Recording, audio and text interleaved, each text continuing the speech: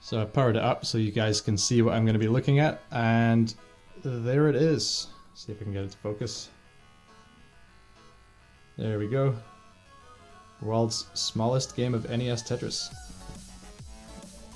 This is my little fingernail. As you can see, the screen is roughly the same size. It's about 12 millimeters across and 10 millimeters high, or about 9 millimeters high. And the playfield itself, that's this bit where the blocks are falling, is about 4 millimeters across. So that's what I need to try and see. And I've got that hooked up to my NES here via splitter. The other signal's going off to my capture card over there, which is plugged into my laptop, which I'm using to record the game. I also have the audio hooked up to my regular CRT because this thing doesn't have a speaker on it, just so that I can hear and record the game sounds. I'm just going to show you guys what this looks like with the lens, because I already played and managed to max out the score while playing with the viewfinder lens. Let me just get that on 1 second. There. But it turned out not to be as much of a challenge as I was expecting, because the picture, as you can see, is incredibly clear for such a tiny screen. And this is actually already with a split signal, so let me just unplug this for 1 second so you can see just how clear and sharp the image is. So yeah, it ended up not really being much of a challenge while using the lens. So now the real challenge is, can I max out without the lens? Let me show you how I got on with that.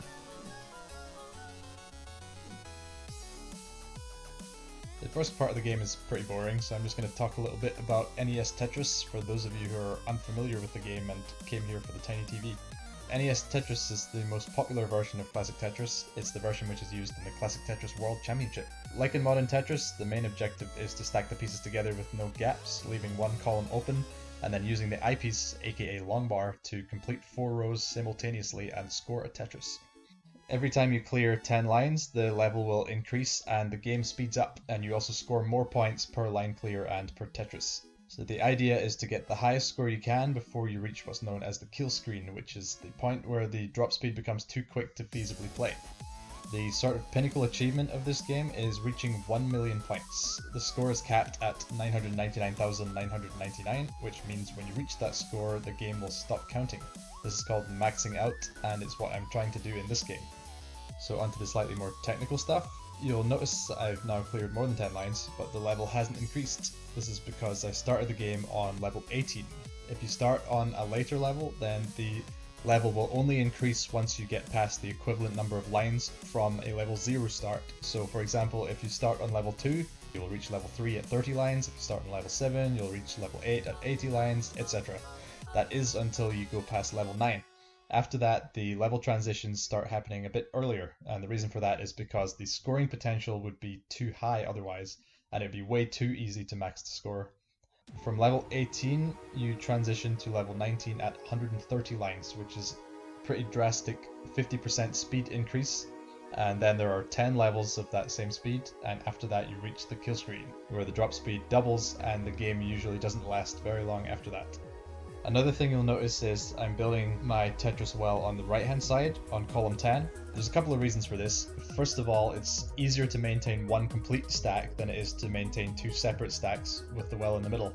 And the other reason is because the playfield is an even number of columns wide, and that means that when you rotate the long bar, it has to favor either the left hand side or the right hand side, and it just happens to favor the right hand side.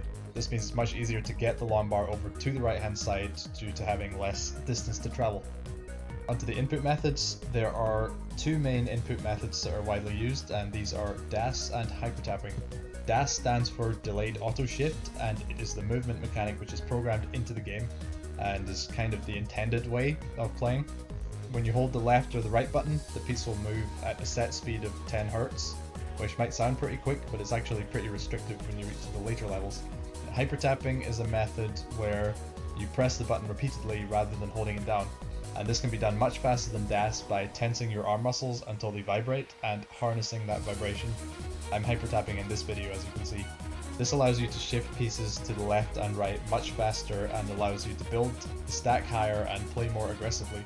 It takes quite a bit of practice to get used to, but there's a significant advantage over playing with DAS. The last thing I want to talk about before I shut up and let you watch are some of the differences between classic Tetris and the modern guideline Tetris like you see in, for example, Tetris 99. The most notable difference is the piece randomization, or what we call RNG. Modern Tetris uses what's called 7-bag randomization, which is essentially like placing the 7 different pieces in a bag and then selecting each piece at random until the bag is empty, and then refilling the bag and repeating the process over and over. What this means is you never have to wait for too long until you get what you're looking for. In classic Tetris, there is no such luxury, and the pieces are truly random, so sometimes you have to wait for a very, very long time before you get what you need, which is particularly annoying when that piece is the all-important long bar, which is required to actually score Tetrises and achieve high scores, and this is known as a drought, and you can probably tell from the way I said that how annoying those droughts can be to deal with. And there's also no hold chamber, so whichever piece you get, you just have to deal with. Classic Tetris RNG can be really brutal at times. By the way, I'm not as grumpy as I look, I promise. I really had to strain my eyes to see properly. The hardest thing about playing on this thing without the lens is I can't read the score or the line count, so I had absolutely no idea how well I was doing or what stage of the game I was at.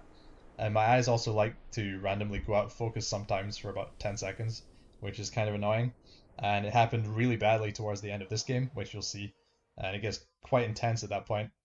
Anyway, time to shut up. The transition is coming. Remember, transition is at 130 lines and the kill screen is at 230 lines, so enjoy. No idea what my line count is, but I think that transition is probably coming up.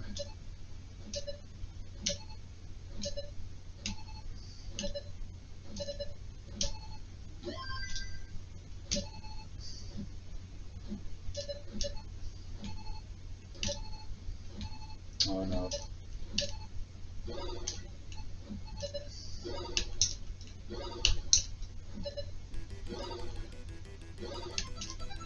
There it is. Damn.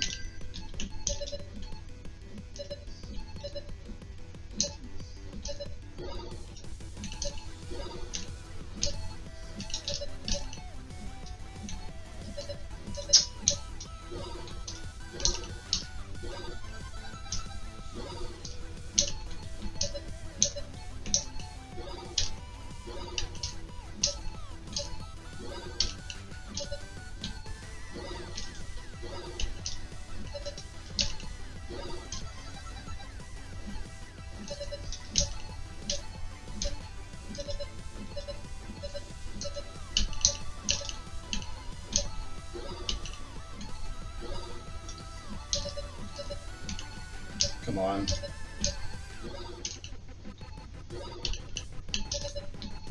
There's the long bar.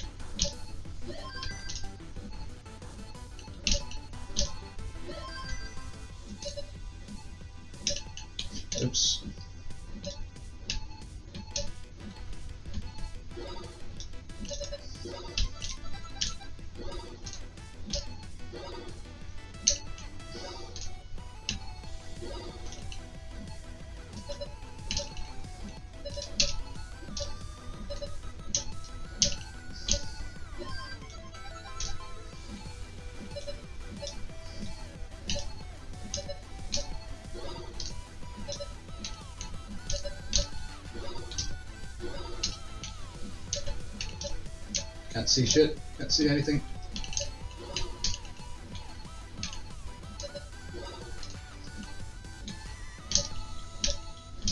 Damn.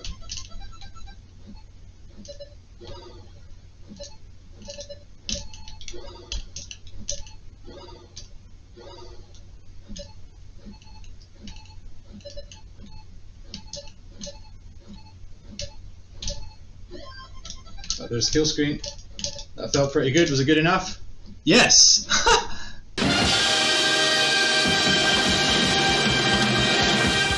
Alright, we did it!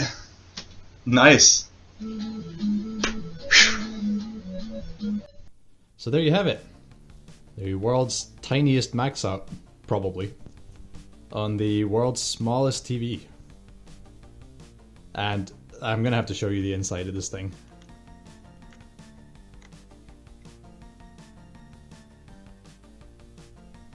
Look at this. So this thing works in exactly the same way as that thing does, just everything has been miniaturized and then squashed into this tiny little housing. So inside there you've got the vacuum chamber. At the back is an electron gun, which fires electrons at the back of this phosphorescent screen. And that's guided by the deflection coils that you can see either side there. I just think it's funny that it was cheaper to miniaturize an entire TV and fit it into a tiny space than it was to mass produce LCD screens 20 years ago. And not only that, but for them to make them well enough for it to be possible to even play video games on. I mean, I just think these things are cool. So that's it. If you have any suggestions of other cool stuff that I can do with this thing, then please let me know. Other than that, thanks for watching. I hope you enjoyed.